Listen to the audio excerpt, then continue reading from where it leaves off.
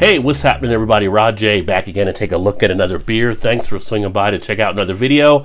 So tonight I'm taking a look at one from Dogfish Head. This is the Burton Baton. This is a oak-aged imperial pale ale. So it's actually a merging of a imperial IPA and an English strong ale. Comes in at an ABV of 10%.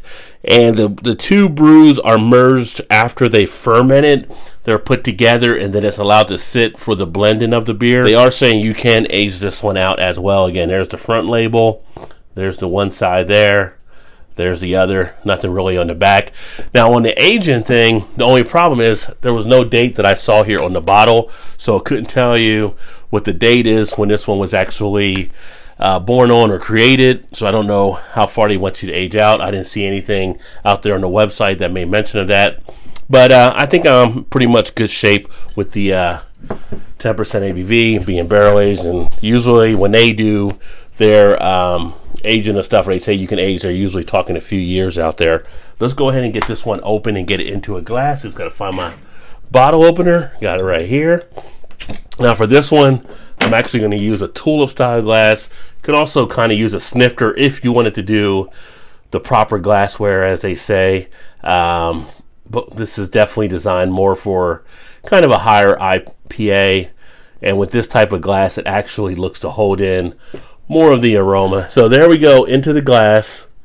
And taking a look at this, actually, it's got a nice little color on it as far as kind of a golden orange or so. I'll get it right there so you can see that. And you can probably pick up, look at all the streaming action happening on a carbonation that's heading up to the head, which came out pretty decent. Came out about a 2-finger head. Some nice foaminess to it. The head itself, color-wise, sits just off-white, almost like a cream type color. But as far as the color of the beer, I'm trying to think of the best word to phrase it. I guess I'll just say it's kind of like a orange amber type blend. Aroma wise, definitely picking up some of the booziness. I'm getting some of the maltiness coming out of the beer as well. It's got a nice sweetness to it. You can tell it's got a nice little strong kick behind it. Very aromatic. Get out the notes rather easily. I do pick up a little bit of a pineness in there from the hops. Not getting much of the fruitiness in place. Now I did let this sit out for about 10 minutes before I decided to open it up. And I'm getting kind of that feel of that syrupiness, knowing that it's going to have a little bit of that type of sweetness in the beer itself. But it's going to get a taste.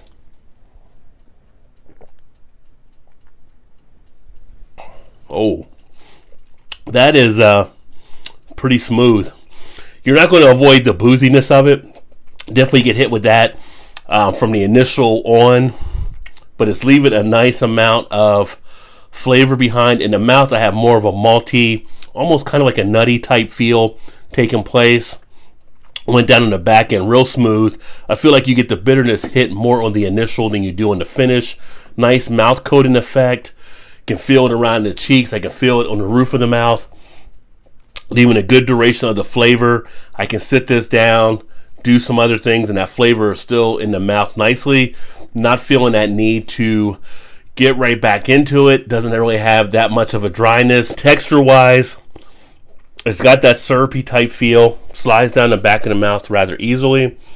I almost feel like this type of style very close to being something along the lines of toward a strong ale or something like a barley wine light.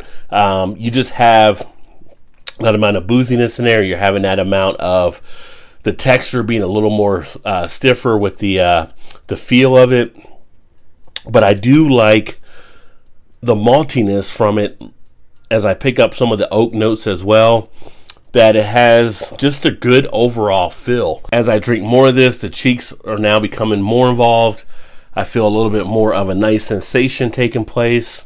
It's got a little bit of a lacing taking place on the glass, but it does hit very nicely on a nice beer to sit back and relax with. I do feel a little of the warmth taking place from the alcohol. I do feel in the taste some of that woodiness. I feel a little bit of that vanilla, that caramel almost type quality or toffee type quality. Not much of a burn really going down though. I mean, halfway down the glass right now, and this is a 10% beer, it goes down rather easily. So I'm going to stop drinking that right now so I can take a picture of it. But definitely one worth checking out. I don't know if you've had this one or not out there. If you have, let me know what you think of it. Again, this is the Burton Baton from Dogfish Head. If you're a fan of like a maltier barrel-aged type beer, then this is one that I think you will enjoy.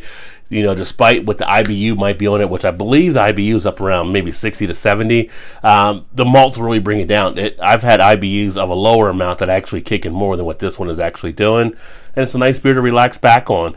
Not something you're going to probably want on a hot day, but on a nice evening or as it cools later on in the year, this is not a bad one to sip on. It is a year-round offer now from Dogfish Head. But thanks for checking out another video. I'm going to go ahead and finish relaxing with this. I look forward to catching you guys next time. If you like what you saw, please remember to hit that like button. And of course, if you haven't subscribed and you want to stay up to speed on the other videos, make sure you hit the subscribe button as well. And I will look forward to catching you guys next time. Keep drinking those good craft beers. And remember, there's always time. Get your beer on. Cheers.